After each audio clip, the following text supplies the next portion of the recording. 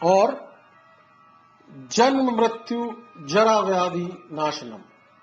और आगे ये भी मांग रहे हैं कि जन्म मृत्यु के बंधनों से मुक्त हो जाए। जब मृत्यु हो तो पुनः आवागमन ना हो, मोक्ष की धारणा हो। और जरा कहते हैं बुढ़ापे को। योगी जन युवा बने रहें, बुढ़ापा ना आए। और बीमारियों का आक्रमण भी ना हो सके। व्याधि नाशनम, जन्म मृत्यु जरा व्याधि नाशनम।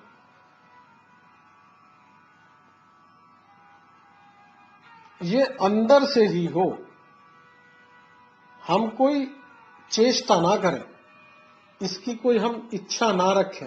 ये अंदर से ही हमारे भाव ऐसा हो कि हम उनकी ओर आसक्त ना हो। ये अंदर से ही हमारे अंदर भाव आए। ऐसा कोई उपाय हे भगवान शिव कृपया बताएं।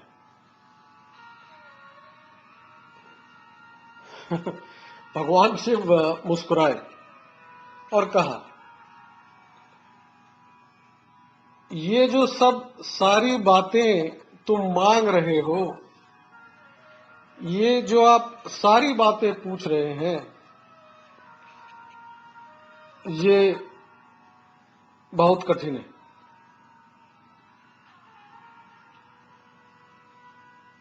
संसार में जितनी भी विधाएं हैं, साधना के तरीके हैं, उससे बहुत मुश्किल है। जो आप मोक्ष की बात कर रहे हैं ब्रह्मा जी, जो आप ये सब चीजें मांग रहे हैं, ये कठिन कार्य है।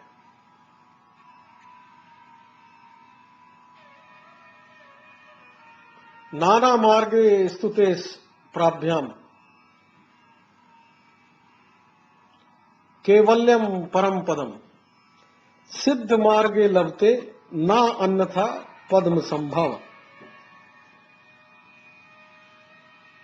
हे पद्म संभव, हे ब्रह्मा, सिद्ध मार्ग द्वारा यह सब प्राप्त हो सकता है।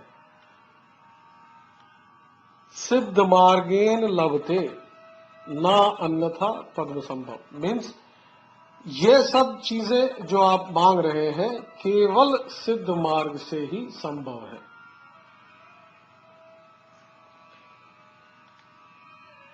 पिछले दिनों हमने जाना, हर प्राणी के अंदर एक शक्ति होती है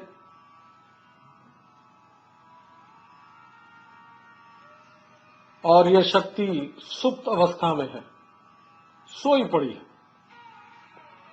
जब तक इस शक्ति को नहीं जगाते हैं, तब तक हमारे अंदर आनंद की प्राप्ति, ईश्वरीय ज्ञान की प्राप्ति, ईश्वरीय अनुभूति,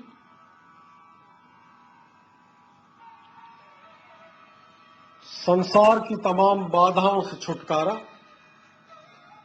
आसक्ति से छुटकारा नहीं मिल सकता जब तक ये शक्ति सोई पड़ी है। तो इसके जागरण के लिए इस देवी का जागरण कैसे हो, इस शक्ति को हम जागृत कैसे करें।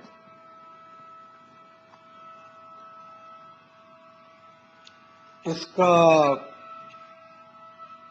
पहला तरीका है हठ योग।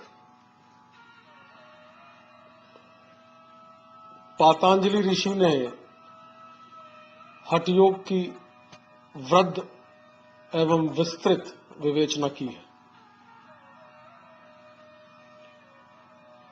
हठ योग के साधनों द्वारा, हठ योग के मार्ग से इस सोई हुई शक्ति को जगाया जाता है। उस हठ योग के साधनों में आसन, प्राणायाम, धारणा, ध्यान और समाधि में पहुंचा जाता है। तो सुबह सुबह आसन लगाकर बैठना, प्राणायाम करके और धारणा मन में करना, यह हठ योग की मुख्य अंग है। हठ योग में हम शरीर के धरातल पर तैयारी करके हम आगे बढ़ते हैं।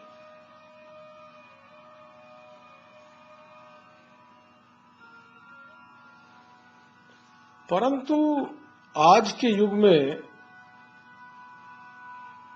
जो आज हमारी जीवन शैली है, हमारा रहन सहन, खान पान है, हठ योग बहुत कठिन है। हठ योग को करना बहुत कठिन है। ना तो हम 2-2 घंटे पद्मासन लगाकर रीढ़ की हड्डी सीधी करके और विभिन्न प्राणायाम की विधियां कर सकते हैं। ऐसा शारीरिक बल नहीं है लोगों में।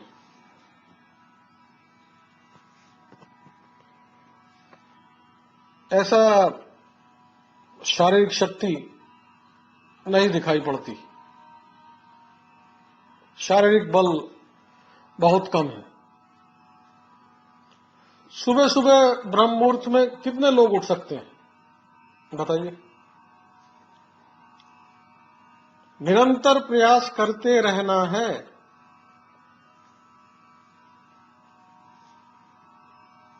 प्रयासरत होते रहें, करते जाएं। कितने लोग कर सकते हैं? कठिन है।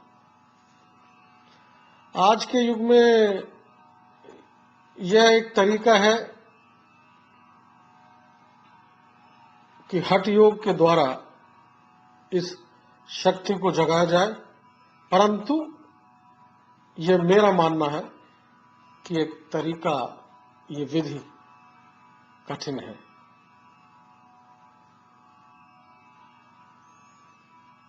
अच्छा, दूसरा तरीका है ईश्वरीय कृपा। यह इस प्रकार है जैसे तुम कोई मंत्र जाप कर रहे हो, कोई मंत्र जप रहे हो और जपते बहुत आनंद आने लगता है। उसमें मन रच जाता है, सारी चीजें भूलने लगते हैं, आसपास की दृष्टि केंद्रित हो जाती है, संसार से विरक्ति सी होने लगती है।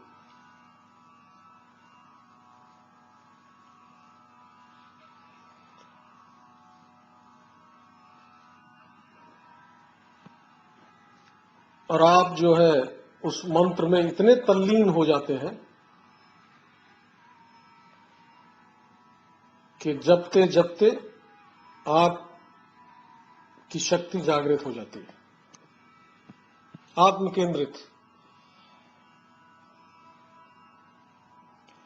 या इसका दूसरा रूप ऐसा भी है, योग कर रहे थे, गुरु की बनाई साधना पर चल रहे थे, मृत्यु हो गई,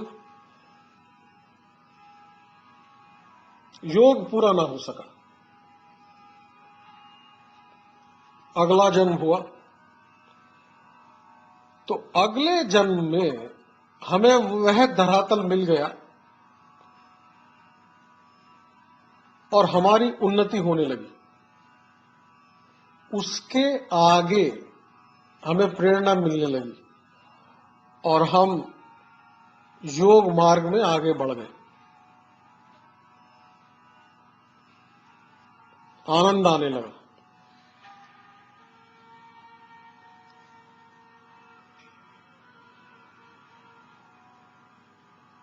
तो दूसरा विधान है ईश्वरीय कृपा। पर ईश्वरीय की कृपा तो ईश्वर की कृपा है, जरूरी नहीं कि सबको मिल जाए। यह सबको प्राप्त होना इस विधान से संभव नहीं है। पहला विधान, हठ योग द्वारा जगाई जाए इस शक्ति को। यह शक्ति सब में विद्वान है और हठ योग वर्तमान समय में, भाग दौड़ के समय में और शारीरिक दुर्बलता के कारण संभव नहीं। दूसरा विधान है ईश्वरीय कृपा। ईश्वरीय कृपा भी सबको मिल जाए ऐसा संभव नहीं। हाँ, तीसरा है सिद्ध योग। तीसरा मार्ग सहज मार्ग, सिद्ध मार्ग, यह है महायोग, सिद्ध योग। भगवान शिव ने